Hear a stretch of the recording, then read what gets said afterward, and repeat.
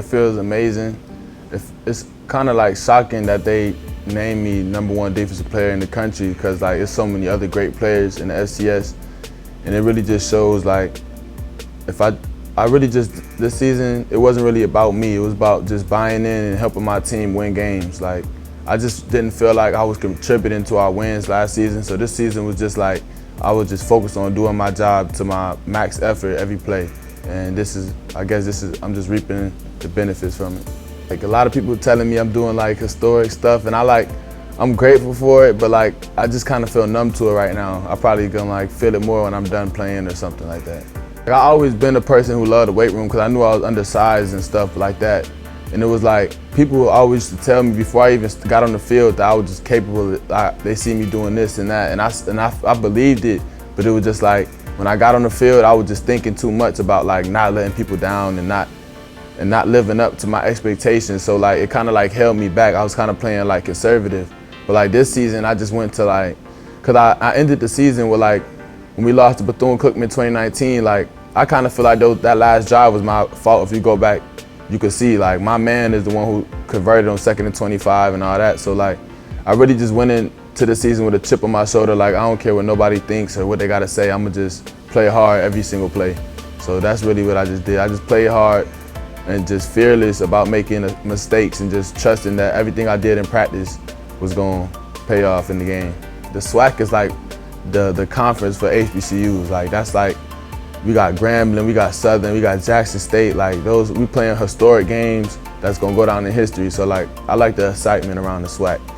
It feels good that like I'm a part of the legacy of the Buck Buchanan, but I feel like I haven't Buck Buchanan, he went to the NFL and was great in the NFL. I wanna go do it. I still feel like I haven't filled the shoes completely yet. So I'm grateful for it, but at the same time, I feel like there's still a lot of meat left on the bone as in like what I could do for like my school's legacy and for my legacy. Most people growing up, and I can see why people would want to go to a big school because most people you look up to who go to the NFL went to these big schools. So of course, when it's time for you to go to college, you're gonna look to go to them big schools. But like when you see people like Darius Leonard and people like that who come from these HBCUs who go to the NFL and prove that they could play, it's like, well, if I come here to this HBCU, it's like I'm making history for my people and I'm a be known on the football field, whereas, you know, at the big schools, if I go to Alabama, I'm just gonna be another Alabama first rounder versus I come from FAMU and I'd be a first rounder. So like, I just feel like, just like the weight of the name of my school holds a lot more weight here, and I feel like 30, 40 years from now when I come back to FAMU, like I'm gonna still have the same love. It's like, I'll never be forgotten at FAMU versus like at Alabama or UGA. They used to that. I had 19 sacks, but I was kind of happy, like, cause God, He kind of finds ways to keep me motivated. So like, I always wanted 20 sacks. So I got 19 this season. So I feel like my goal for this season is to get 20 plus sacks this year.